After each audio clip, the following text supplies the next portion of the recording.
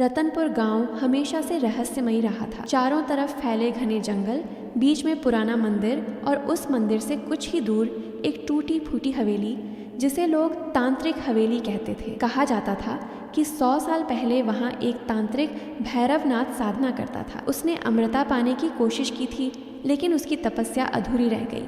मरते समय उसने शाप दिया, जो भी अहंकार में इस हवेली की सीमाएं लांघेगा वह कभी लौट नहीं पाएगा। गांव वालों के बीच यह कथा बच्चों को डराने के लिए सुनाई जाती थी, पर सच्चाई कोई नहीं जानता था। विजय, अहंकार का प्रतीक विजय सिंह रतनपुर का सबसे अमीर जमींदार था। उसकी जमीनें गांव से लेकर शहर तक फैली थीं। उसके महल जैसे घर में सोने के झूमर, संगमरमर के फर्श और नौकरों की लंबी कतार थी। लेकिन उसकी सबसे बड़ी पहचान थी उसका घमंड। वो गरीबों की मदद करता भी तो एहसान जताकर। अगर किसी किसान को कर्ज देता तो पूरे गांव के सामने कहता, देखो मैं ना होता तो ये भूखा मर जाता। लोग उसके सामने झुकते थे, पर मन ही मन उससे नफरत करते थे। हवेली की चर्चा। एक दिन गांव के बाहर कुछ बच्चों ने देखा कि रात के समय हवेली की टूटी खिड़की से सोने की चमक निकल रही है। सुबह होते ही यह खबर पूरे गांव में फैल गई। पुरानी हवेली में सोने की मूर्ति है।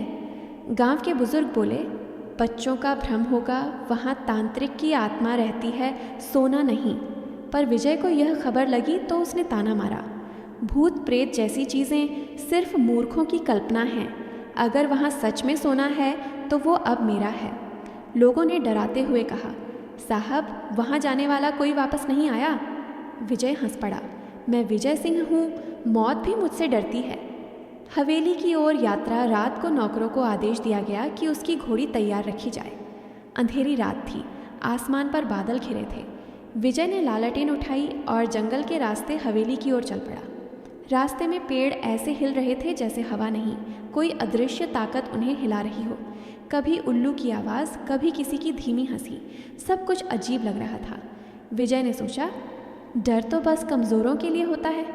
लेकिन उसके सीने में एक अनजानी ठंडक उतर रही थी। हवेली का पहला कदम, हवेली का बड़ा लोहे का दरवाज़ा जोर से चरमराया। क्रीक, जैसे किसी ने उसे अंदर आने की इजाज़त दी हो। विजय अंदर कदम रखते ही ठिठक गया। दीवारों पर पुरानी तांत्रिक आकृतियाँ, फर्श पर सूखे रक्त के निशान और कोनों में जाले। हवा इतनी ठंडी थी कि सांसें धुआं बन रही थीं। वो धीरे धीरे अंदर बढ़ा। हर कदम पर फर्श चरमरा रहा था। रहस्यमयी मूर्ति। बीचों बीच एक छोटी वेदी थी जिस पर सोने की मूर्ति रखी थी, भैरवनाथ तांत्रिक की मूर्ति। उसकी आंखें लाल पत्थरों से बनी थीं जो हल्की रोशनी में चमक रही थीं। विजय की आंखों में लालच चमका। सच में सोना, गांव वालों की औकात नहीं इसे देखने की भी। उसने मूर्ति को छूने के लिए हाथ बढ़ाया, तभी चारों तरफ हवा जोर से घूमने लगी। लालटेन बुझ गई, कमरे में अंधेरा फैल गया और तभी एक आवाज़ गूंजी, जिसने लालच और घमंड से मुझे छुआ उसने खुद को मृत्यु के हवाले किया। विजय पीछे हटना चाहता था, मगर उसका हाथ मूर्ति से चिपक गया था। पहला संकेत। दीवारों पर काले धुएं से शब्द उभरने लगे।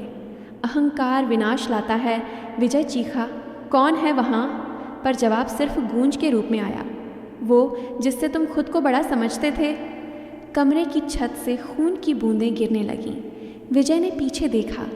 हर दीवार पर उसका चेहरा उभर रहा था और हर चेहरा मुस्कुरा रहा था, घमंड से।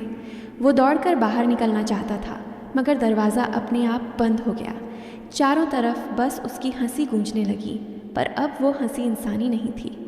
हवेली में फंसा हुआ विजय भागता हुआ ऊपर की मंजिल पर पहुंचा। कमरे में पुराने दर्पण पड़े थे। उसने देखा, हर शीशे में उसका चेहरा बूढ़ा होता जा रहा था। कहीं झुर्रियाँ, कहीं सफ़ेद बाल।